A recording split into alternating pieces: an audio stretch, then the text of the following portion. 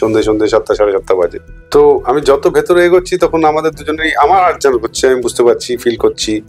একটা পয়েন্টে যেতে যেতে ওই লাস্ট 8টা মতন শেয়ার গেছি, একটা পা ফেলতে পারছি না, পা তুলতে পারছি না। আমি ওর দিকে তাকালাম, দিকে ওর চোখ দিয়ে জল পড়ছে, আমার চোখ দিয়ে জল পড়ছে।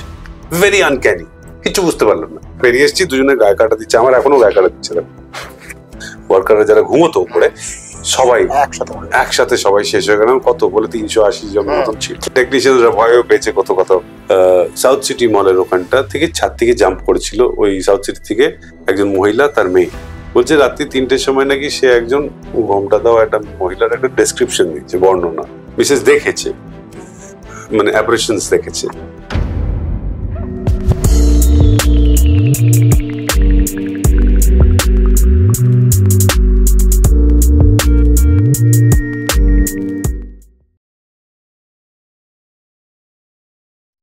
বেঙ্গল আল্টিমেট পডকাস্ট চ্যানেলে আপনাদের সবাইকে স্বাগত।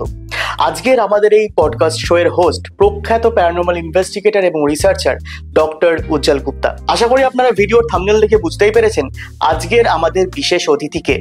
ইয়েস, মিস্টার অমিতাভ ভট্টাচার্য, যার টলিউড থেকে বলিউডে অভিনয় জগতে রয়েছে অসামান্য অবদান। তাই আজ তার থেকে শুনে নেব তার জীবনে ঘটা নানান অভিজ্ঞতার কথা, সেটা অভিনয়ে হোক অথবা ভৌতিক ঘটনার।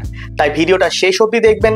চ্যানেলটিকে সাবস্ক্রাইব করতে ভুলবেন না, কারণ আমাদের নতুন অনেক আপকামিং ভিডিওস আসছে। তাই চ্যানেলটিকে সাবস্ক্রাইব করার সাথে সাথে নোটিফিকেশন বেল অবশ্যই অন করে রাখুন। তাই আজকের এই ভিডিওটা শেষ অবধি দেখতে থাকুন এবং শুনতে থাকুন। নমস্কার, আমি ডক্টর উজ্জ্বল গুপ্ত। আপনারা দেখছেন বেঙ্গল আল্টিমেট পডকাস্ট। সঙ্গে আছে আমার সঙ্গে প্রখ্যাত অভিনেতা অমিতাভ ভট্টাচার্য, যার পরিচয় নতুন করে করিয়ে দেওয়ার কিছু নেই। পডকাস্টে যেটি থাকবে সেটি প্রথমেই বলে রাখে, পডকাস্টে যেটি থাকবে সেটি সত্য ঘটনা অবলম্বনে থাকবে। এখানে কোনো নোংরা সেক্সুয়াল গল্প থাকবে না, ভূত নিয়ে বা আত্মা নিয়ে। এখানে থাকবে সম্পূর্ণ বিজ্ঞান ভিত্তিক ব্যাখ্যা দিয়ে গল্প। দাদা, কেমন আছো তুমি? আমি খুব ভালো আছি। 2023 2025 2025 2 বছর বেরিয়ে গেছে। তোমার একটি ছবির প্রিমিয়ারে আমাকে নিমন্ত্রণ করা হয়েছিল, আমন্ত্রণ জানানো হয়েছিল, সেখানে তোমার সঙ্গে আলাপ হয়। রাইট। তারপর থেকে 2 বছর ফেসবুকে কথা হতো, কিন্তু সত্যি আমি ভাবিনি যে তুমি আমার এক টাকাতে তুমি চলে আসবে। আরে আমাদের কানেকশনটাই তো একটা কেরকম একটা ইলেকট্রোম্যাগনেটিজম হয়ে গেছিল ব্যাপারটা।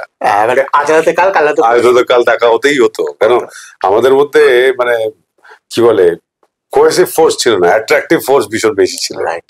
ইলেকট্রোম্যাগনেটিক, তুমি তো ওই তোমার সাবজেক্ট নিয়ে আমি কথা বলছি। যাই হোক, মানে তো that was that day, and then today we are I am so happy to meet you in person and talk to you. মানে আমার অনেক প্রশ্ন ছিল তোমার কাছে, সেগুলো পরে আস্তে আস্তে করবো।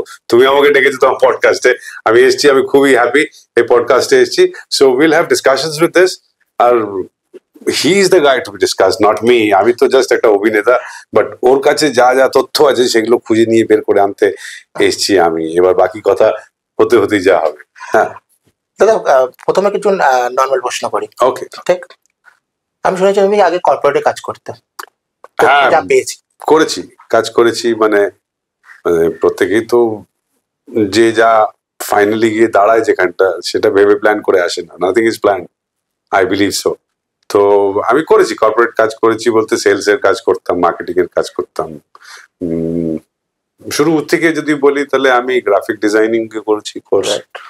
তারপর সামার জব যখন করতাম সেগুলো আমাদের চাকরির মতন সেলস জব যেগুলো হতো, সামার জব, স্কুলে পড়ার সময়, কলেজে পড়ার সময়। তারপর নিজেদের ইনক্লিনেশনে যে যা নিজের মতন করে বেছে নিয়ে বেরিয়ে গেছি। হঠাৎ অভিনয় কি করে? অভিনয় হচ্ছে ডেস্টিনি। এটা কি legend of Bhagat Singh? Legend of Bhagat Singh তো বটেই, যেটা আমাকে লাইমলাইটে নিয়ে এসছে। বাট তার আগে আমি বিহাইন্ড দ্য ক্যামেরা খুব কাজ করতে ভালোবাসতাম। তো শুরুও করেছিলাম আমি ভীষণ গ্রাসরুট লেভেল থেকে শুরু করেছি। আমি প্রোডাকশন অ্যাসিস্ট্যান্ট থেকে শুরু করেছি, চা জল খাবার আর্টিস্টদেরকে দেওয়া হতো, আমি সেই কাজও করেছি। তো I started from the very grassroot of the industry, and মানে it was just destiny when I went to ask for job. আমি যখন চাকরির জন্য অ্যাপ্লাই করতে গেছিলাম, মানে অ্যাসিস্ট্যান্ট ডিরেক্টর হিসেবে, আমি ভগৎ সিং এ কাস্টেড হয়ে গেছিলাম। তো আমি না করতে পারিনি, কেন ভগৎ সিং এ কাস্টিং মানে অজয় দেবগনের পাশাপাশি গিয়ে দাঁড়িয়ে থাকা, জ্যোতির দাসের মতন চরিত্র, বিগ টাইম। তো আমার জন্য প্রচুর কিছু ছিল ওই সময়। তখন আমি 28 years old। আমি তখন ডিরেক্টর হব না অভিনেতা হবো সেটা আমি কখনোই ভাবিনি। বাট যেহেতু ওই কাজটা করতে করতে আমি অবজারভার হিসেবেও কাজ করেছি, প্লাস অ্যাক্টর হিসেবে কাজ পেয়েছি রাজকুমার সন্তোষীর আন্ডার ডিরেকশনে, অ্যান্ড অজয় দেবগনের মতন একজন অভিনেতার সঙ্গে কাজ করেছি, তো আমার কাছে একটা বিশাল বড় লিপ ছিল from what I was doing. বেছে নিল কি করে যতীন্দ্রনাথ দাসের চরিত্র তোমাকে? আমি জানি না, মানে আমি গেছিলাম ওখানে কাজ চাইতে, অনেস্টলি স্পিকিং, অ্যাসিস্ট্যান্টের। তো রাজি बोललेन যে देख बेटा ये कैरेक्टर है, आप जानते हो इसके बारे में? हाँ बोललाम हाँ सब जानते हैं, बंगाली लोग तो मैक्सिमम जानते ही है जतिन दास के बारे में। तो क्या करना है, आपने एक्टिंग करना है, देखिए ये उसका तस्वीर है, ये आपका तस्वीर है, हमने थोड़ा सा मेकअप किए, टच किए, तो you look exactly like him, बाकी एक्टिंग में हम करवा लेंगे, आप चिंता मत करो। बोललाम ठीक है, बट मेरे को तो डायरेक्शन करना। बोले अभी आप डायरेक्शन करोगे तो मेरे पास 9 असिस्टेंट है, मैं आपको रेम्यूनरेशन नहीं दे पाऊंगा, आप कुछ काम भी नहीं कर पाओगे। मालूम चलेगा ना सर, मैं आपके साथ ऑब्जर्वर के हिसाब से रहेगा। तो दैट वाज इट। और ওখানে শেখার এক্সপিরিয়েন্স আর কি, মানে Bhagat Singh was the first thing which happened. I am very happy that happened. তোমাকে ইন্টারন্যাশনাল লেভেলে নিয়ে গেছে দাদা চরিত্র। একদম একদম একদম। ভিডিওর মাঝে একটুখানি ইন্টারাপ্ট করছি, আশা করি আপনাদের ভিডিওটা ভালোই লাগছে। যদি ভালো লেগে থাকে প্লিজ কমেন্ট করুন। আর আপনি যদি আপনার লাইফে ঘটে যাওয়া কোনো ঘটনা এভাবে শেয়ার করতে চান আমাদের স্টুডিওতে এসে, তাহলে নিচে দেওয়া যে নাম্বারটি রয়েছে সেই হোয়াটসঅ্যাপ নাম্বার অর্থাৎ 8420809976 নাম্বারে আপনার জীবনে ঘটে যাওয়া সেই ঘটনা ভয়েস করে অথবা লিখে পাঠিয়ে দিতে পারেন। শুধু তাই নয়, আপনি চাইলে নিচে যে মেল আইডিটা আসছে সেই মেল আইডিতেও আপনার ঘটনা শেয়ার করতে পারেন। আর যদি আপনার ঘটনা সিলেক্ট হয় তাহলে অবশ্যই আপনাকে ডেকে নেওয়া হবে আমাদের এই স্টুডিওতে এইভাবেই ঘটনা শেয়ার করার জন্য। তাহলে যাই হোক, আর ইন্টারাপশন করছি না, বাকি ভিডিওটা দেখতে থাকুন। একটা খুব পার্সোনাল প্রশ্ন করি, তুমি দিতেও পারো নাও দিতে পারো। অজয় দেবগন সাহেব কেমন? He is a gem of an individual. যখন চরিত্র পাঠ করছো তখন মনে হয়েছিল যে এত বড় মাপের অভিনেতা? মানে আমি ওকে রেসপেক্ট করি, কোনো স্কুলিং নেই, কোনো ইনস্টিটিউশন থেকে পাস আউট নয়, কিন্তু ওর মধ্যে যে মানে জিলটা as a actor, as a আমি ফিল করেছি সেটা ইটস হিউজ। ওর এনার্জি লেভেল যেটা ও দেয়, আর ও না ভীষণ মানে in a way he's an actor who takes it out from you to bring good acting together. Right. আর ইন্টেন্সিটি তো বলে কোনো লাভ নেই। Ajay Devgn is one of the best actors I like in our country. তো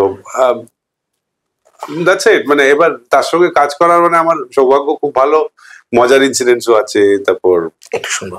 হ্যাঁ, মজার ইনসিডেন্টস হচ্ছে যেরকম আমাদের ওদের অ্যানিভার্সারি ছিল, এবার ম্যারেজ অ্যানিভার্সারি কাজল আর ওদের। তো আমরা তখন পুনেতে ছিলাম। আচ্ছা, শুটটা কি পুনেতে হয়েছিল? কিছু পোর্শন ওই জেলের পোর্শন গুলো পুনেতে হয়েছে, কিছু পোর্শন আগ্রাতে হয়েছে, কিছু কলকাতাতে হয়েছে, কিছু দিল্লিতে হয়েছে, বিভিন্ন বিভিন্ন জায়গায় জায়গায় কি শুটিং করেছি আমাদের। যে যেরকম যেরকম মানে গল্পের সূত্রে যেরকম আমাদের লোকেশন ছিল সেই বেস করে অনেক জায়গায় করা হয়েছে। তো পুনেতে শুট করছি, তখন জেলে সিকোয়েন্সেস গুলো যাচ্ছে, তো আমাদের অ্যানিভার্সারি ছিল। এবার অ্যানিভার্সারিতে আজ হচ্ছে প্র্যাঙ্কস্টার। আচ্ছা। তো সবাইকে ধরে ধরে এক এক করে সবাইকে সুইমিং পুলে চুবিয়ে চুবিয়ে ফেলেছে, সবাইকে ফেলেছে। তো this was good incident which is like how many people do it. মানে ওদের এখানকার কালচারটাই আলাদা, অন্যরকম। So good experiences like that. তারপর একটা সময় হয়েছিল যেখানটা ডেথ সিন হচ্ছে, সেখানটা অজয় দেবগন নিজে আসলো, নিজে এসে বলে মানে ওই গানের সিকোয়েন্সটা আমাকে দুবার করে বেঁধেছে। ঠিক আছে, বেঁধে বলে স্যার রাজ্যকে বলছে যে ইয়ে मुर्दे को आप इधर रखिए मत, उसको धूप में रखिए, मक्खियां बैठेंगी नहीं इस पे। ওরকম করে বলে আমাকে ওদের তলায় বসিয়ে দিয়েছে, শুয়ে দিয়েছে। আমি এরকম করে হাঁ করে তাকিয়ে রয়েছি ওপর দিয়ে টপ সান। আর দূরে বলছে দেখতো দেখতো, ও যতীন দাস মার গিয়া কি দেখতো বলে পাথর ছুটছে টুকটাক করে। আরে এগুলো this are part of a film, মানে which you go through. He is a prankster that way, but he is a brilliant actor to work with. আমাদের ভারতবর্ষের সেরা একজন অভিনেতা। একদম একদম একদম। দাদা আমার পরের প্রশ্ন, তোমাকে আগেও বলেছি যে তোমার ফ্যান রাস্তা ছবি দেখে। ব্রাত্য বসু, ব্রাত্যদা রাস্তা ছবি পেলে কি করে? এই লং স্টোরি। আমি তখন বম্বেতে থাকি, আমার সঙ্গে একটা ছেলে ছিল, সে আমার রুমমেট ছিল। তো ডিরেকশনের ছেলে ছিল আর আমি অ্যাক্টিং এর ছেলে ছিল। আমিও ডিরেকশনই করতাম তখন, প্রদীপ দাকে অ্যাসিস্ট করতাম, প্রদীপ সরকারকে। তো আমার সঙ্গে শেয়ার করতো। তো বম্বে থেকে কলকাতা চলে আসে, ও কিছু ফটোগ্রাফ নিয়ে আসে আমার। সেই ফটোগ্রাফ নিয়ে এসে ওর সঙ্গে সামহাও আমাদের এই প্রোডাকশন কন্ট্রোলার রাহুল চক্রবর্তী, উনি নেই এখন, রাহুল দা খুব ভালোবাসতো আমাকে। তো রাহুল দা আমার ফটোগ্রাফ পায় সামহাও ওই আমার বন্ধু থ্রু দিয়ে, সেটা পৌঁছায় ব্রতদার কাছে। ব্রতদা সেই ফটো দেখে আমাকে বলে যে আমরা এরকম একটা ছবি করতে চাই, তো can I talk to you? আমি বললাম হ্যাঁ অফকোর্স। রাহুল দা আমাকে বললেন, আমি বললাম কথা বলবো। তো ওই ফার্স্ট ব্রতদার সঙ্গে কথা, ব্রতদার সঙ্গে প্রায় দু ঘন্টা ধরে আমাকে স্ক্রিপ্ট বোঝালেন, পুরো স্ক্রিপ্টটা শুনলাম। শুনে আমার খুব ভালো লাগলো স্ক্রিপ্টটা, মানে ওরম ন্যারেটিভ স্ক্রিপ্ট আমি বাংলাতে ওরম ডিসক্রিপটিভ ওরকম একটা সুন্দর স্ক্রিপ্ট আমি খুব কম পেয়েছি। It was very good. So that was it. তারপর ব্রতদা বললেন যে আমরা একটা অডিশন নেবো। মানে আমি বললাম যে ব্রতদা দেখো আমি বাংলা পড়তে পারি না, আমি বাংলায় পড়াশোনা করিনি, আমি দিল্লিতে জন্মেছি, বাংলা পড়াশোনা করিনি, তো আমার বাংলা একটু অসুবিধা আছে, সমস্যা আছে। বলুন না আমরা ওয়ার্কশপ করবো, তোকে কলকাতায় আসতে হবে, তুই এখানে থাকবি, থেকে বাংলাটা ওয়ার্কশপটা করবো। তোমার কাছে শেখা মানে একটা বিশাল জিনিস, মানে তুমি বাংলাটা তো তখন তো আমি জানতাম যে এত বড় একটা প্রফেসর, শিক্ষিত মানুষ, তার কালচার, তার ব্যাকগ্রাউন্ড সবকিছু মিলিয়ে। তো আমি আসলাম একজনের কাছে, তপনদার কাছে, তপন সিনহা আমাদের যে মিউজিক ডিরেক্টর, তপনদার সোপ্রানো স্টুডিওজ আছে আমাদের টালিগঞ্জ এই লেক টাউনের ওখানটা। তো তপনদার বাড়িতে আমি থাকতাম, ওখানটা আমরা রিডিং করতাম, ওয়ার্কশপ করতাম, সবকিছু। সো দ্যাট ওয়াজ দ্য মানে that is also one of my passionate films, মানে one of my best film so far, first film বললেও। তো ওইটা করলাম, ওইটা তখন রাস্তাটা আমি পেয়ে গেলাম কপালে করে, মানে আমার ফটো বম্বে থেকে ট্রাভেল করে ব্রতদার হাতে পৌঁছানো, তারপরে ইটস হিস্ট্রি। সত্যিকার মানে আমার দেখা, আমি বলবো লেজেন্ড অফ আকাশ থেকে একটি আলাদা লেভেলে তোমাকে নিয়ে গেছে। কিন্তু আমরা যারা কলকাতাকে ভালোবাসি, কলকাতা ছবি ভালোবাসি, যারা টলিউডকে ভালোবাসি, রাস্তা তোমার ওই পার্টটা দাদা আমার সারা জীবন মনে থাকবে। আর আমি বারবার বলি, আমি তোমাকে 2023 বলেছিলাম দাদা রাস্তা থেকে তোমার ফ্যান, আজও বলি রাস্তা ছবি থেকে তোমার। Thank you very much. দাদা তুমি আমার ব্যাপারে জানো আমি কি করি? জানি। এবারে আমার সাবজেক্টের প্রশ্নে আসি। আচ্ছা ঠিক দাদা, এনার্জিকে বিশ্বাস করো? তোমার কাছে ব্যাখ্যা কি এনার্জি? এনার্জি মানে ঊর্জা, যেটা ন্যাচারাল ফর্মেও থাকে, আনন্যাচারাল ফর্মেও থাকে। এবার এনার্জি তোমার যেটা, তুমি যেটা ফিল করো, তুমি হচ্ছে সুপার ন্যাচারাল এনার্জি ফিল করতে পারো, বা কি বলে টেকনিক্যালি আমি জানি না, ইলেকট্রোম্যাগনেটিক রেডিয়েশন তুমি দেখতে পারো বা বুঝতে পারো বা ফিল করতে পারো। তোমার শিক্ষা প্রশিক্ষণ সবই ওই। আমি একটু আধ্যাত্মিক, একটু মেডিটেশন করি, আমার এক্সপিরিয়েন্সেস অন্য রকমের। আমি কোনোদিন রিসার্চ করে কিছু করিনি, আমি এক্সপিরিয়েন্স করেছি। হয়তো মানে জানতাম যে একটা জায়গায় কিছু আছে, সেই জায়গাটা গিয়ে যে ফিলিংসটা হয়েছে সেটাও বুঝেছি। আমি আমার একটা এক্সপিরিয়েন্স শেয়ার করি, মানে আমি এনার্জি বোঝাতে গেলে আমি তোমাকে কেরম করে বোঝাবো, আমার একটা এক্সপিরিয়েন্স বলি। বম্বেতে একটা জুট মিল আছে, সেটাকে আটা চাকি ছিল, মুকেশ মিলস, তুমি জানো সব। ওখানটায় আমি তখন প্রদীপ দাকে অ্যাসিস্ট করি। কোনো ছবির জন্য গেছিলে? না, ওখানে বিজ্ঞাপন শুট করছি। আচ্ছা। ওই প্রদীপদার অফিসে আরেকটি আমাদের মানে কো ওয়ার্কার ছিল, সেও খুব সেন্সিটিভ, মানে এরকম, মানে এখন রিয়েলাইজ করি হোয়াট ইজ সেন্সিটিভ। তো ট্রান্সডেন্টাল মহিলা আর কি। তা আমি আরো বসে কফি খাচ্ছি, আর আমাদের সামনে একটা ওই মুকেশ মিল, তুমি জানোই গেছোই, ওই মিলের যে গেটটা, আর্চটা, ওই আর্চের বাইরে আমরা বসে রয়েছি, ভ্যানিটি ভ্যান রয়েছে, বসে রয়েছি, কফি খাচ্ছি। পাশে একটা গ্রেট ডেন বসে রয়েছে, সেই গ্রেট ডেনটা মানে ট্রেন গ্রেট ডেন আমাদের অ্যাডের জন্য এসেছে। তা আমি ওই মেয়েটাকে বললাম যে এই ভেতরে যাবি, and we could see that arch, পুরো দেখছি 1 2 3 4 5 6 7 8 9 10 12টা কলম আছে, তারপর ওই মিলের যে ওই আগুনের চিমনিটা। তো আমি দেখতে পাচ্ছি ওপরে ফ্লোর নেই, কিছু নেই, একটা মেটালের স্ট্রাকচার। তাহলে যাবি? এমনি এটা হয় না, কিউরিয়াসিটি যা হয় আর কি। আচ্ছা, জানতে যে প্লেসটা, হ্যাঁ প্লেসটা হন্টেড, মানে হন্টেড জানতাম না, বাট ওখানটা আমি শুনেছিলাম 280 জন না 380 জন মারা গেছে। হ্যাঁ ঠিক, ওই আগুন জ্বলে গেছিল, ওই উপরের ফ্লোর নিচে, ওই যে তুমি যে সিঁড়িটার কথা বললে ওটা উপরে উঠে গেলে ওখানে যাওয়া, ওইখানটায় রাইট, ওইটাতে প্রায় 100 জন লোক এক্সপায়ার করে গেছে। তো এবার সেই মিলে আমি আরো বসে, সামনে বসে, আমাদের শুটিং চলছে অন্যদিকে, আমরা এখানটা বসে রয়েছি। আমরা যা বললাম চল যাই। এবার ওই কুকুরটার নাম ছিল সুলতান বলে একটা। আচ্ছা, ওদের ট্রেনারকে বললাম ও কি শোনে কথা? বলে হ্যাঁ। সুলতান কাম। সুলতান টাক করে উঠলো, টাক টাক, মানে সুলতান যাচ্ছে সামনে সামনে, আমরা ওর পেছন পেছন যাচ্ছি। যাচ্ছি যাচ্ছি যাচ্ছি যাচ্ছি, এবার কোথাও কোথাও না মানে ফার্স্ট পিলার ক্রস করলাম, আমার কেরম একটা আনচান আনচান করছে, কেরম জানি একটা আনইজিনেস হচ্ছে। তো আমি যত ভেতরে এগোচ্ছি তখন আমাদের দুজনেরই আমার আনচান করছে, আমি বুঝতে পারছি, ফিল করছি। একটা পয়েন্টে যেতে যেতে ওই লাস্ট 8টা মতন শেয়ার গেছি, সামনে দেখছি ওই কুকুরটা ওখানে ধপ করে এরকম করে বসে পড়েছে ওই জায়গাটায়, গোল ওইটা আছে, উপরে আকাশটা পুরো দেখতে পাচ্ছি। সন্ধ্যে 7টা 7:30 বাজে, দাঁড়িয়ে পড়েছি, আমিও দাঁড়িয়ে পড়েছি। আমার দিকে থেকে ওই কুকুরটা ওখানে দাঁড়িয়ে করে যাচ্ছে, ওর নিজের একটা গ্রাউন্ডিং ভেতরে ভেতরে চলছে। আমি আর ওই মেয়েটা না হঠাৎ করে ওইখানটাই দাঁড়িয়ে পড়লাম, 8th চেম্বারে। একটা পা ফেলতে পারছি না, পা তুলতে পারছি না। আমি ওর দিকে তাকালাম, দিকে ওর চোখ দিয়ে জল পড়ছে, আমার চোখ দিয়ে জল পড়ছে। ভেরি আনক্যানি, কিছু বুঝতে পারলাম না। তাহলে চল ফেরত চল, চল ফেরত চল। ওরা দুজনেই বললাম, এটা চোখে চোখে কথা হচ্ছে, কোনো ওয়ার্ডস নেই, এক্সপ্রেশন নেই। আর বলতে বলতে আমি বললাম, সুলতান কাম। করে সুলতান আসলো, ফা করে একদম হাই স্পিডে বেরিয়ে চলে গেল। আমরা ওর পেছন পেছন, আমরা যত যাচ্ছি তত মনে হচ্ছে হালকা হতে হতে হতে 60 বেরিয়ে এসেছি, দুজনে গায়ে কাটা দিচ্ছে, আমার এখনো গায়ে কাটা দিচ্ছে। তো আমরা বেরিয়ে এসেছি, দেখলাম ও মাই গড, এটা কি হলো ব্যাপারটা। বলে আমরা না ভাবছি ভাবছি ভাবছি, তারপর আমরা জিজ্ঞেস করলাম, তখন আমি জানতাম না ঘটনাটা কি। তখন আমি বললাম যে এরকম এরকম, জানতে পারলাম যে ওখানটা এরকম নাকি একটা আগুন লেগে গেছিল, সেখানটা যারা ওয়ার্কাররা যারা ঘুমোতো উপরে সবাই একসাথে সবাই শেষ হয়ে গেলাম। কত বলে 380 জন মতন ছিল, 386 না 83 এরকম একটা কিছু।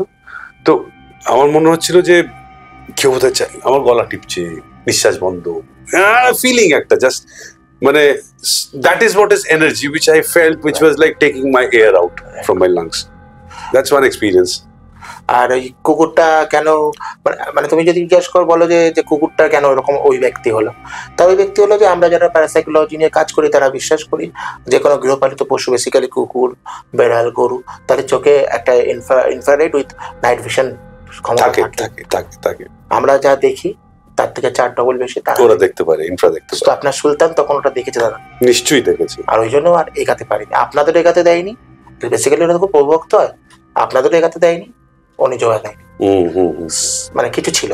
আর আমরা যারা প্যারাসাইকোলজি নিয়ে কাজ করি তারা সবসময় বলে যে যদি তোমাকে কোনো হন্টেড প্লেসে যেতে হয় মুম্বাইয়ে, প্রথম তুমি মুকেশ মিল যাও। মুকেশ মিলে তোমার এই একটা ছবি না, হোয়াটসঅ্যাপে তো একটা গল্প বলেছে, হোয়াটসঅ্যাপ বলেছে, বিপাশা বাসু বলেছেন, রণবীর কাপুর বলেছে, অনেকে বলেছে মুকেশ মিল, অমিতাভ বচ্চন বলেছেন, বচ্চন সাহেব, হ্যাঁ অফকোর্স।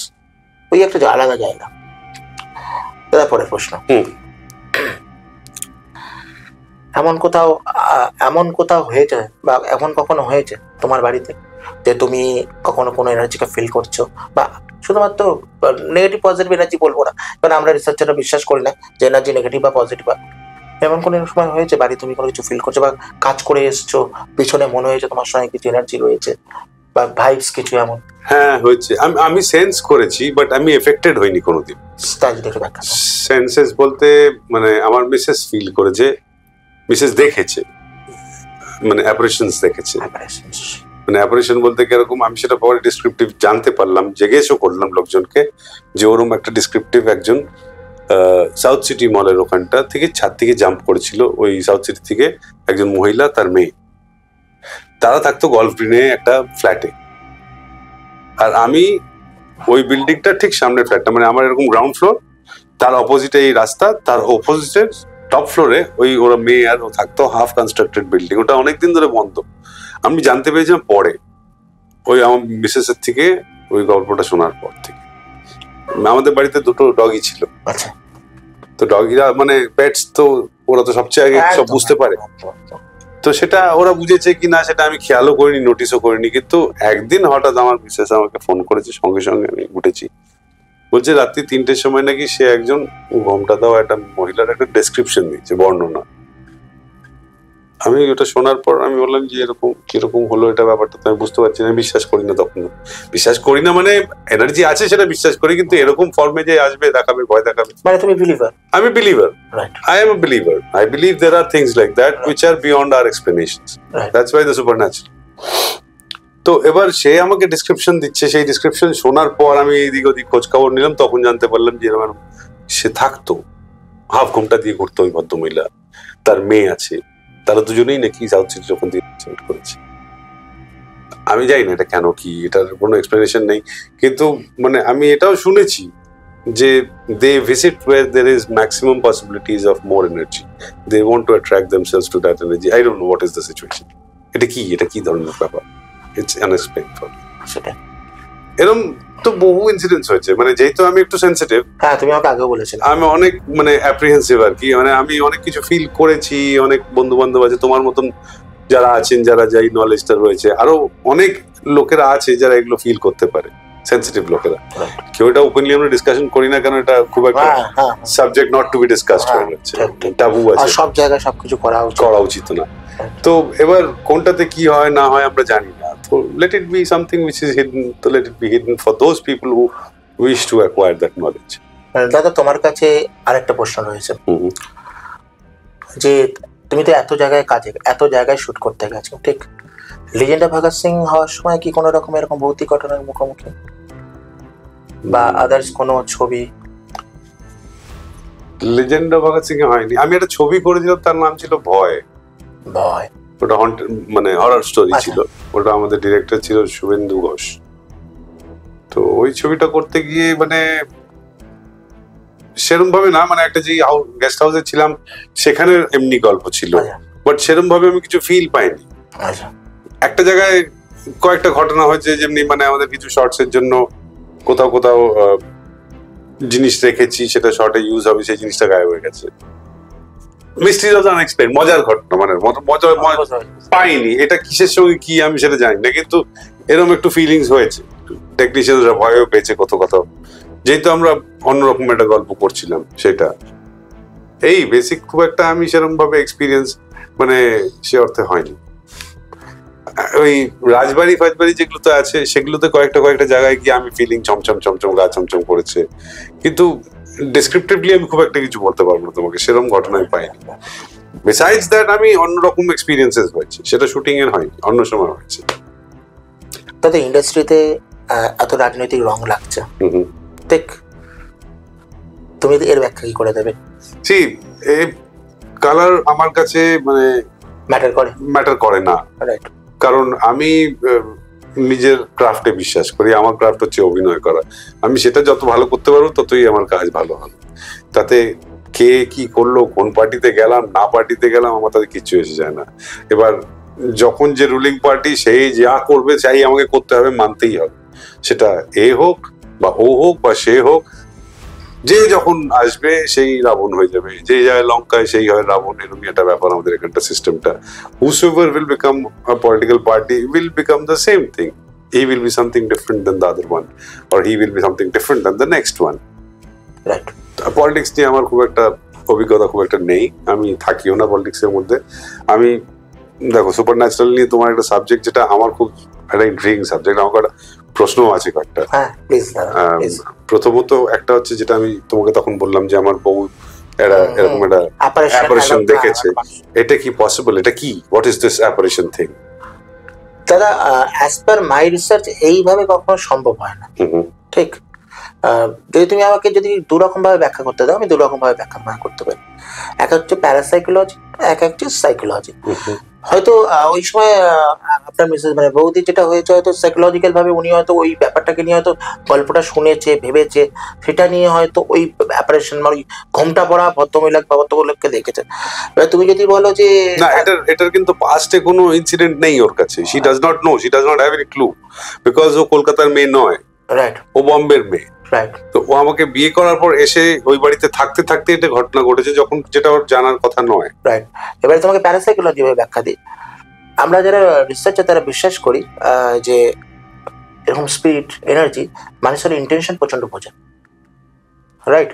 হয়তো আমরা এখন একটা শুট করছি, তো এখানে কোনো স্পিরিট এনার্জি হয়তো আমাদের সঙ্গেই আছে, হয়তো কিন্তু তারা বোঝাতে চাইছে না বা তিনি বোঝাতে চাইছেন যে আমি আছি। বৌদির ক্ষেত্রে হয়তো সেটা হয়েছে যে বৌদির ক্ষেত্রে এনার্জি বোঝানোর চেষ্টা করেছে যে আমি তোমার সঙ্গে মানে কমিউনিকেট করার চেষ্টা করছি, তো হয়তো বৌদিকে দেখা দিয়েছে, তোমাকে দেখা দেয়নি আটকাউট। এবারে আবার তুমি যদি এটা বলো যে সত্যিকারে কি এরকম ফুল বডি অ্যাপারেশন হয়, আমি আমার প্রায় 300+ কেসেসের ক্ষেত্রে অলমোস্ট কেসের ক্ষেত্রে বলি যে ফুল বডি অ্যাপারেশন এতটা সহজ ব্যাপার নয় দাদা।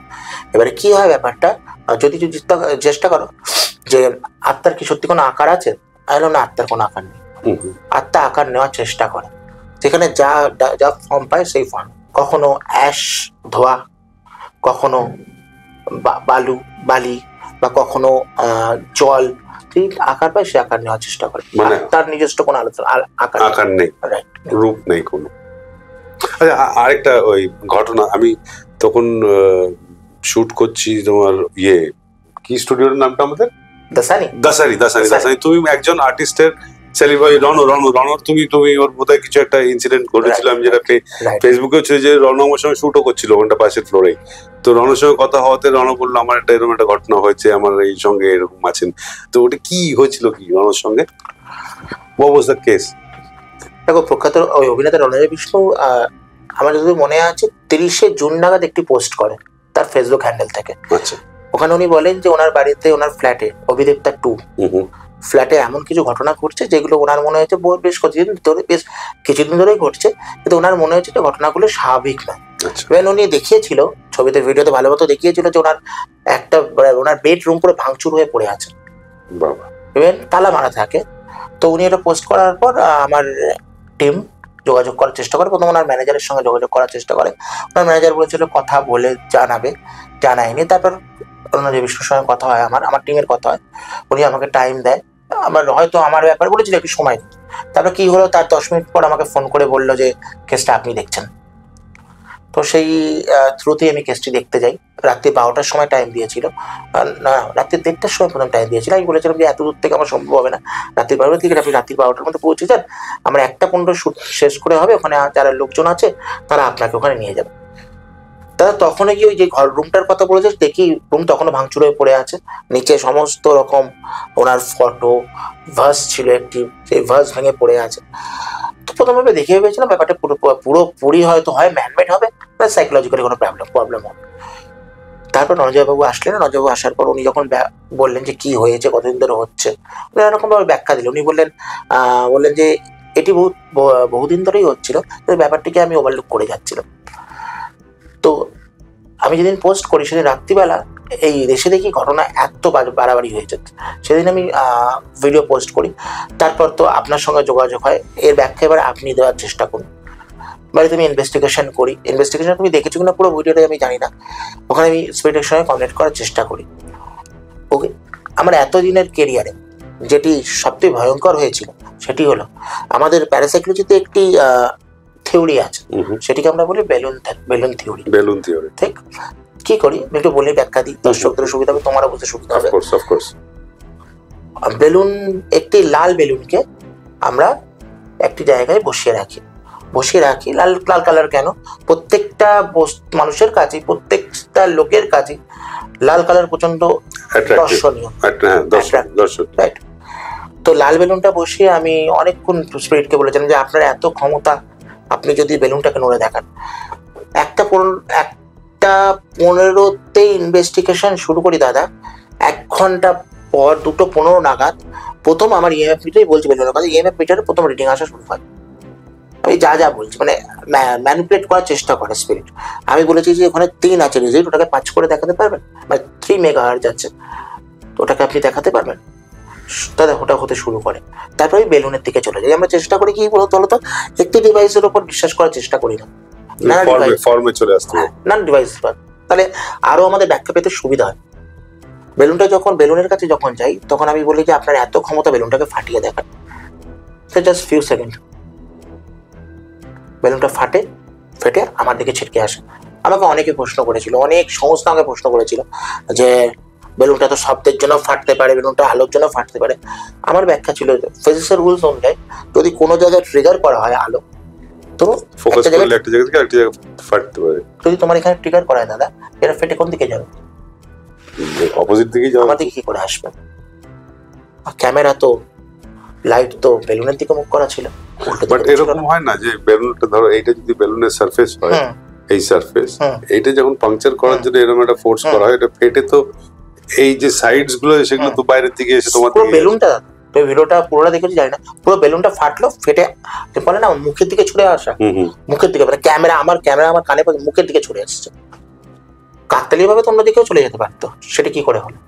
এবার প্যারাসাইকোলজি আরেকটা আছে, আমরা ইন্টেলিজেন্ট কমিউনিকেশন বলি, তো এটাকে আমরা বলি ইন্টেলিজেন্ট কমিউনিকেশন। তো প্যারাসাইকোলজি হচ্ছে যখন এই ইন্টেলিজেন্ট কমিউনিকেশন সেই লেভেলে চলে যায় তখন স্পিরিট এগুলো করার চেষ্টা করে। এবারে আমি সত্যিকার বলছি আমি প্রচন্ড পাম্প আপ করে দিয়েছিলাম, আমি প্রচন্ড মানে এটি বলবো আমাদের যারা নিউ কামার যারা বলবো যারা প্যারাসাইকোলজিতে কাজ করবে বা তোমার এই পডকাস্টটা থেকে যারা আরো উদ্বুদ্ধ হবে যারা প্যারাসাইকোলজি, তাদের বলবো যেটা কখনো করবেন না। কারণ আমরা জানি ওই সময় কি করে বেরিয়ে আসতে হয়, কি করে তোর কি এনার্জি কখনো কারোর ক্ষতি করে না। আমি বিশ্বাস করি যে আমার তো কোনোদিন বেসিক্যালি ক্ষতি করে, আমি কেন বলবো কারোর ক্ষতি করে, কিন্তু যদি পিছনে লেগে যায় তাহলে কিন্তু মুশকিল। ওই জন্য আপনি যতটা আপনি জানবেন ততটাই করবেন। আর আমাদের এই ফিল্ডে একটি কথা আছে, প্রত্যেকটা ফিল্ডেই আছে যে গিভ রেসপেক্ট গেট রেসপেক্ট। তুমি যত বেশি সম্মান করে স্পিরিটকে তার থেকে 10 গুণ বেশি সম্মান তুমি পাবে ওর থেকে। রঞ্জয় বিষ্ণুর কেসটি রাত্রি 4:15 ইনভেস্টিগেশন হয়, ওনাকে সম্পূর্ণ ডেটা তুলে দিই, উনি আমার কাছে ব্যাখ্যা চাওয়ার চেষ্টা করে, আমি সম্পূর্ণ ব্যাখ্যা দিই। ওনার কোনোটা মনে হয় যে ব্যাখ্যা ঠিক, কোনো ওনার মনে হয় যে দেখুন উনি স্বীকার করেছেন যে আমি তো এই বিষয় নিয়ে বেশি কিছু জানি না, আমি শুনেছি যে এরকম হয় প্যারাসাইকোলজিতে। তো উনি কিছুটা হ্যাপি হয়েছিল, তারপর নিজের বক্তব্য রেখেছিল নানা প্রেস মিডিয়া। তুমি যদি বলো সলভ, আমরা প্যারাসাইকোলজি বা প্যারানর্মাল ইনভেস্টিগেটর বা প্যারানর্মাল রিসার্চার চেষ্টা করি কোনো জায়গায় কোনো কিছু খুঁজে দেওয়ার। যদি তুমি বলো যে ক্লিনজিং এর ব্যাপার, এটা কিন্তু আমরা করি না। আচ্ছা, সেটার জন্য আলাদা লোক থাকবে, সেটা আমি সাজেস্ট করি। উনি আমাকে বলেছিলেন যে আপনি এটার পরে কি করা যায়, তাই বলেছিলাম যে এটা পরের দায়িত্ব আপনার, আপনি আমাকে তদন্ত করতে দিয়েছেন, আমি তদন্তের পার্টটা আপনাকে খুঁজে দিয়েছি, আমি আপনাকে ফুটেজ দিয়ে গেলাম। আমাদের কাজ হচ্ছে কিন্তু খুঁজে দেওয়া যায় না। ধরো কোনো জায়গায় খুন হলো, গোয়েন্দারা কি করে, সেই কেসটিকে সলভ করে খুঁজে দেওয়া, সে তো ফাঁসি দিতে যায় না, পানিশমেন্ট তো দেবে না। তো এটার কি মানে আমি এই যে রিসার্চ এন্ড যেটা আপনার কাজ যেটা হয় তোমার কাজ যেটা, সেটা যে তুমি হচ্ছে রিসার্চ করে ওটাকে বের করে দাও যে এই তথ্য আছে, রাইট। তারপরে ওটার পরের প্রসিজার কি? যদি কারোর বাড়িতে ধরো এই যে আমরা এরকম একটা বাড়িতে থাকছি, আমার বাড়িতে অসুবিধা হচ্ছে বা সমস্যা আসছে কিছু, সেটা তুমি ইনভেস্টিগেট করে বললে যে এই সমস্যা, এবার তারপরে ওই লোকটা কি করবে, ওটাকে দিয়ে ওই সমস্যাটাকে দূর করবে বা কি করবে, এটার তো পদ্ধতি আছে কিছু নিশ্চয়ই। দাদা অনেক কেসের ক্ষেত্রে তখন ক্লায়েন্ট আমাদের জিজ্ঞাসা করে যে কি করবে। আমি প্রথম কথা বলি যে তন্ত্র মন্ত্রে বিশ্বাস, প্যারাসাইকোলজি তুমি যদি বিশ্বাস করো তাহলে তোমাকে রিচুয়াল সায়েন্সে বিশ্বাস করতেই হবে। তন্ত্র মন্ত্রে জোর আছে, বাস জোর আছে, কিন্তু যারা ইউটিলাইজ করছে তারা কতটা খাঁটি, তারা কতটা সত্য, ওই ভুজুং বাজাঙে আমি দাদাকে যেতে চাই না। কেন আজকালকার দিনে বেসিক্যালি আমি সবাইকে বলবো, বেশিরভাগ ক্ষেত্রে আজকালকার দিনে যারা এই তন্ত্রমন্ত্র নিয়ে কাজ করে মানুষ ঠকাচ্ছে। আর আমি এই কেসের ক্ষেত্রে এই জন্য জানি না, কেননা ভারতবর্ষে আমার একটি সুনাম আছে, নাহলে তুমি আমার কাছে হয়তো আসতে। অফকোর্স, তুমি যেরকম ইনভেস্টিগেট করছো, ইনভেস্টিগেট করে একটা সলিউশন তো দেওয়ার একটা জায়গা থাকে। হ্যাঁ, আমি ওই তো বললাম, আমাকে যখন জিজ্ঞাসা করে আমি কিছু মানুষের সঙ্গে পরিচয় করিয়ে দিই, কিন্তু সেখানে আমি বলে দিই, সেখানে বারবার বলে দিই ক্লায়েন্টকে যে এরপরে যা যা হবে সেটা আপনারা বুঝে নেবেন। আপনি আমাকে খুঁজে দিতে বলেছেন, আমি একজনের নাম্বার দিচ্ছি, হ্যাঁ, তবে আমি যার নাম্বার দিই তারা বেস্ট, তাহলে আমি ওই জায়গা পিউরিফিকেশন করা যায়, তারা লোক ঠকানোর ব্যবসা করেন। কিন্তু আমি দিই না দাদা, আমি সত্যি কথা বলছি, আমি দিই না। কারণ আমার মনে হয় যে ধরো তোমার একটা কেস তুমি আমাকে দিলে, তুমি সেখানে ক্লিনজিং করানোর জন্য লোক পাঠালে, ঠিক, তুমি আমার উপর বিশ্বাস করে দিলে, এবার সেটা হলো না।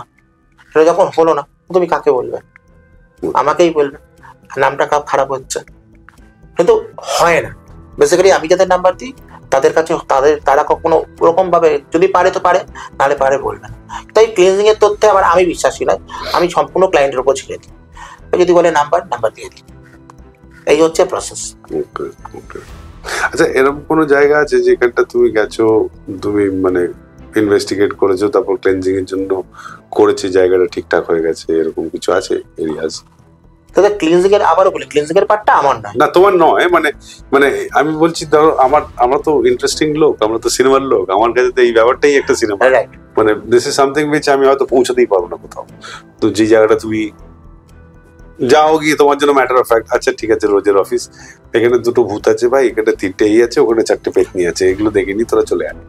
তুই দেখে নিয়ে চলে আসে বলে একটা ডিপার্টমেন্ট আছে যারা এগুলোকে কি করে না করে, ধরে না ছাড়ে, এসব একটা হয়তো আছে, মানে just thinking in a different way. একটা ডিপার্টমেন্ট আছে, আমাদের অফিসের ডিপার্টমেন্ট আছে, তারা এইসব নিয়ে কাজ করে, তারা ওগুলোকে নিয়ে চলে যাবে। আপনারা এরকম ডিপার্টমেন্ট, এরকম কি লোকজন আছে যারা ওটাকে পিউরিফিকেশন এরকম করতে পারে? তা তোমার মনে হয় এনার্জিকে ধরা যায়? ধরা যায় না, কিন্তু তাহলে থাকার মতন কি করে করে এরা? অ্যাকচুয়ালি দেখো, তোমাকে আমি তুমি যদি সাইন্টিফিক ব্যাখ্যা দাও, তোমাকে বলি, আমরা পাখার তলায় বসে থাকলে পাখার হাওয়া গায়ে লাগে, তো লাগে। হাওয়াকে কি তুমি চোখে দেখতে পারো? না।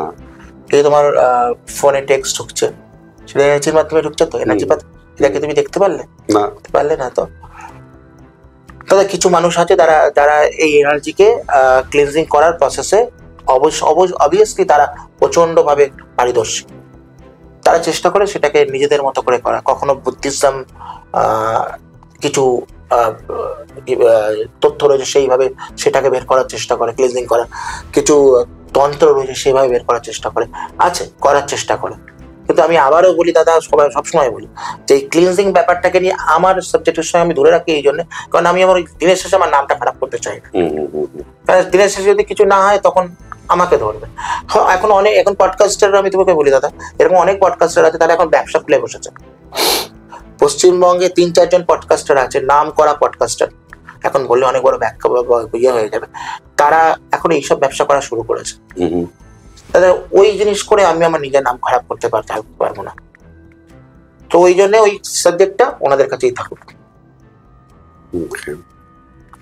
আচ্ছা উজ্জ্বলদা, আমাকে একটা কথা বল, এই যে আমরা গীতায় পড়েছি বা ওইতে যে আত্মা অমর থাকে, আত্মা নশ্বর, শুধু একটা শরীর চেঞ্জ করে, বডি ত্যাগ করে আর কি। তো এই অশরীরী আত্মা যে এক্সিস্টেন্স হয়, এটা থাকে, যে এটা সায়েন্স কি বলে, এটা what is the science behind it? Class 9-10 আমরা একটা সূত্র পড়েছিলাম না, ল অফ কনজারভেশন এনার্জি। তাতে কি লেখা আছে? তাতে লেখা আছে এনার্জিকে ধ্বংস করা যায় না, এনার্জিকে সৃষ্টি করা যায় না, এনার্জি শুধু একটা রূপ থেকে রূপে ট্রান্সফার হয়। তুমি যদি গীতার ওয়ার্ড গুলো দেখো, তুমি ব্যাখ্যাটা দিলে, গীতাতে বলা আছে কি? গীতাতে বলা আছে আত্মা অবিনশ্বর, আত্মার মৃত্যু নেই, আত্মা শুধু একটি শরীর থেকে আরেকটি শরীরে চলে যায়। তুমি যে ল অফ কনজারভেশন এনার্জিতে দেখো, বিজ্ঞান বলছে কিন্তু সেম কথাই বলছে, energy cannot create, energy cannot destroy, it just transfers one form to the other. Right. Obvious, আমি বলবো যে এনার্জি সূত্র যদি এটি হয়ে থাকে, তাহলে আজ থেকে কয়েক 5,000-6,000 বছর আগে যে ব্যাখ্যা চলে আসছে, তার তো কিছু তো বিশ্বাসযোগ্যতা রয়েছে। বিজ্ঞানও তো বলছে সেম কথা। তো এটা বেসিক, মানে লোকেদের পক্ষে বোঝানো বা লোককে বোঝানো এটা খুবই ডিফিকাল্ট একটা ব্যাপার। মানে এটা তো চোখে দেখার কিছু ব্যাপার নেই, দেখতে পারা যায় না। মানে যাদের ইএসপি বেশি তারা হয়তো সেন্স করতে পারে, কিন্তু এটা তো ব্যাখ্যার লোকেদের কাছে নেই। না, নেই, সত্যি নেই। আমরা এর ব্যাখ্যা কি করে দিই? বেসিক্যালি আমাদের কাছে যখন জিজ্ঞাসা করে, ইনস্টিটিউটে যখন যাই, নানা সংস্থা যখন জায়গায় যাই, জিজ্ঞাসা করে যে এর ব্যাখ্যা আপনি কিভাবে দেবেন, তখন আমরা কিভাবে ব্যাখ্যা দিই? আমরা চেষ্টা করি তখন বলার যে এই এনার্জি যখন এনার্জিকে ধ্বংস করা যায় না, আমরা মানুষরা তো প্রত্যেকরা তো লাইভ এনার্জি। আমরা যে লাইভ এনার্জি হয়ে থাকি, তাহলে তো মৃত্যুর পরে তো আমাদের এনার্জি ধ্বংস করার কথা না। এনার্জি সূত্রটাই তো বলছে। তো আমি আমার এতদিনের ক্যারিয়ারে আমি দেখেছি যে আমাদের মৃত্যুর পর আমাদের ব্রেনের হার্ডওয়্যারে বেশিরভাগ ক্ষেত্রে আনন্যাচারাল ডেথ, সুপারন্যাচারাল ডেথের ক্ষেত্রে, হোমিসাইডের ক্ষেত্রে আমার ব্রেনের হার্ডওয়্যারে শেষ স্মৃতিগুলো থেকে যায়। তো এই ডেটাগুলো কালেক্ট করাই হচ্ছে আমাদের কাজ। তো সেই ব্যাখ্যাগুলো দেওয়ার চেষ্টা করি। অনেকে বলে সাদা কাপড়ের ব্যাপার, যেটা আমরা বলছিলাম, অ্যাপারেশনের ব্যাপার, তাদের সেরকম ব্যাখ্যা করি। কিছু গ্রামের দিকে তারা বুঝতে পারে না ব্যাপারটা কি, তাদের কাছে পরিষ্কার বোঝানো হয় যে এত সহজ ব্যাপার নয়। এই ভূতে পাওয়া, ভূতে ধরা বা এই পজিশন এত সহজ ব্যাপার নয়। 99.9% ক্ষেত্রে পজিশন পুরোটাই ম্যানমেড, পুরোটাই সাইকোলজিক্যাল প্রবলেম, নানা সাইকোলজিক্যাল ডিস আছে, স্কিজোফ্রেনিয়া আছে, বাইপোলার আছে, এগুলো থাকে। তবে 0.1% ক্ষেত্রে অবভিয়াস কিছু তো হতে পারে। মানে বলে না, যার রটে তার তো কিছু বটে। রাইট, এটা আমার এক্সপ্লেনেশন। আচ্ছা, আরেকটা ছোট্ট, এটা হচ্ছে যে আত্মা যখন যায় একটা রেসিডুয়াল ফর্ম থেকে যায়, এনার্জি যেহেতু নশ্বর, energy is not destroyed, so that energy is there always present. সেইটা কি ভূতের উৎপত্তি বা ভূত বলে বস্তু, সেটাই ওই নন রেসিডুয়াল এন্ড হিউম্যান ফর্ম যেটা থাকে, বা কি বলে ওটাকে আমি জানি না। ভূত শব্দটাই অ্যাকচুয়ালি আমরা যারা সেক্রেটারি কাজ করি ওই ওয়ার্ডটাই আমরা ইউজ করি না। তোমরা কি বলো? আমরা এনার্জি বলি। এনার্জি, আচ্ছা, আমরা এনার্জি বলি, আমরা এনার্জি বলি, স্পিরিট বলি। স্পিরিট বলো, এনার্জি বলি, স্পিরিট বলি। দেখো নানা ফর্ম হতে পারে। তুমি যে ফর্মের কথা বললে অনেক সময় দেখবে যে মাঝে মাঝে আমরা সিনেমায় দেখি যে অর্বস, অনেক সময় নানা রকম অর্বস হয়। এবার তুমি কি করে বলবে যে স্পিরিট অর্বস কোনগুলো, কি করে বুঝবে? স্পিরিট অর্বসের ক্ষেত্রে আর ডাস্ট অর্বসের ক্ষেত্রে তার মুভমেন্ট আলাদা হবে দাদা। আচ্ছা, তার কালার আলাদা হবে। আচ্ছা, সেগুলো কি আমরা মেশিনেই বুঝতে পারবো না এমনি ডাইরেক্টলি দেখতে পারবো? অফ ক্যামেরা তোমাকে আমি একটু অর্বসের ছবি দেখাবো, ওকে, আর তুমি ডাস্ট, তুমি ক্যামেরা এতদিন ধরে কাজ করছো, ডাস্ট অর্বস দেখলে বুঝতে পারবে কোন ডাস্ট। সেই অর্বসের ছবি তুমি দেখলেই বুঝতে পারবে দাদা যে আমি কেন বলছি সাইজ, কালার, ওকে, মুভমেন্ট এগুলো ম্যাটার করে। আচ্ছা আচ্ছা আচ্ছা আচ্ছা আচ্ছা, না এগুলো নিয়ে আমরা আবার বসবো একদিন। আই ওয়ান্ট টু, বিকজ আমার কিছু ইন্টারেস্ট আছে তোমার সঙ্গে আলাপ করার, কিন্তু আমি কিছু ভাবছি, বুঝতে পেরেছো? তোমারই উদ্দেশ্যে বলছি, কারণ তোমার একটা, আমি শুনেছি তোমার একটা বই আছে, আমি একটু গ্লিম্পস পেয়েছিলাম বইটার, সেই বইটা কিন্তু আমি হাতিয়ে নেবো বলে দিচ্ছি আগে থেকে। আপনাদেরকে বলে রাখলাম যে আমরা মানে উজ্জ্বলতার একটা বই আছে, সেখানে খুব সামান্য কয়েকটি ইনসিডেন্টস ওর এক্সপিরিয়েন্স লাইফের, যেটাকে নিয়ে আমরা কিছু করার ইচ্ছে আছে, আমি ইচ্ছে প্রকাশ করেছি। এখন বাকিটা উজ্জ্বলদা যদি পারমিশন দেয় বা কিছু বলে, তাহলে হয়তো আমরা কিছু দেখাতে পারবো আপনাদেরকে বা বোঝাতে পারবো scientific approach towards how and what all is all about, which is supernatural, যেটা আমাদের হাতে নেই। উজ্জ্বলদা is the best guy around here, যে যদি তার এক্সপিরিয়েন্স একটা কি দুটো আমাদের সঙ্গে, আমরা সেটা বসবো, অবভিয়াসলি সেটা আসছে আপনাদের কাছে, আমি বলে রাখলাম আগে থেকে। এনিওয়ে, প্লিজ ক্যারি অন, তুমি ওই বইটা দিও প্লিজ আমাকে। হ্যাঁ, তোমাকে তো বললাম তুমি বইটা নিয়ে, আমরা দুজন বইটা নিয়ে বসি না, একদম একদম বসি। আর আমার সত্যিকারের সৌভাগ্য দাদা, আমি তোমাকে বলি, তোমাকে যত এসে বলেছিলাম যে ছবিগুলো যখন দেখেছিলাম, তো ছবিগুলো লেজেন্ড অফ ভগৎ সিং বলো বা রাস্তা বলো, যে তোমার তখন থেকে তোমার ফ্যান, আজও বলি যে সেই ডাইহার্ড ফ্যান আমি। তোমার thank you thank you thank you thank you. আমি জাস্ট ভবিষ্যতে আমাদের এই সম্পর্কটা থাকুক। একদম একদম একদম একদম। যদি তুমি অভয় দাও, আমি বলি যে আমরা ভবিষ্যতে যেন আরো কয়েকটা কাজ করি। আরে করবো, মানে আমি এই সাবজেক্টটা নিয়ে বহুদিন ধরে আজ, মানে মানে এখন বোধহয় সেই স্টেজটা এসছে যেখানে এই সাবজেক্ট গুলো নিয়ে কাজ করার সময়টা এসছে আমার। আমি রেডি ছিলাম না হয়তো, এখন হয়তো তোমাকে পেয়েছি, তোমাকে ছাড়বো তো নাই সহজে। থ্যাংক ইউ, একদম একদম একদম। দাদা সবশেষে আমাদের আমরা এই শোতে একটি নতুন সেগমেন্ট রেখেছি, সেটা হলো র্যাপিড ফায়ার রাউন্ড। ওকে, 10টা প্রশ্ন থাকবে, সেই 10টা প্রশ্ন তোমায় করবো, দুটো অপশন থাকবে, তুমি তোমার মতো করে অ্যান্সার দেবে। ওকে ওকে। সিনেমা নাকি সিরিয়াল? সিনেমা। রাইট। সিনেমা নাকি নাটক? সিনেমা। টলিউড না Bollywood? Bollywood of course. Tollywood yes, I am working, তো দুটোই আছে। তোমার ইন্সপিরেশন? My parents. অবভিয়াস। অভিনয় করতে গিয়ে কোনো মানুষের ইন্সপিরেশন? আমার যেমন গৌরব তিওয়ারি আমার ইন্সপিরেশন, তোমার? Ajay Devgn is one inspiration. আচ্ছা। এন্ড দেন মানে অভিনেতাদের তো শেষ নেই, মানে Marlon Brando, then Robert De Niro, এগুলো কয়েকটা নাম যারা আমি খুব প্যাশনেটলি ফলো করি। অ্যাক্টিং না direction? Dicey question. I was into acting. I love direction now because things are getting clear. I don't know what will happen. আমার team তোমার ব্যাপারে প্রচুর রিসার্চ করে দাদা। Oh my god, thank you. Best director দাদা তোমার জীবনের? যাদের সঙ্গে কাজ করেছি তাদের মধ্যে রাজকুমার সন্তোষী জি আছেন, বুদ্ধদেব দাশগুপ্ত আছেন, ব্রাত্য অফকোর্স, যে আমাকে অফার করেছিল ফার্স্ট ছবি রাস্তা। তারপর বিদেশের বেশ কয়েকজন আছে যাদের নাম নিতে গেলে তো লিস্ট শেষ হয় না, প্রত্যেকটা ছবি আমার ভালো লাগে।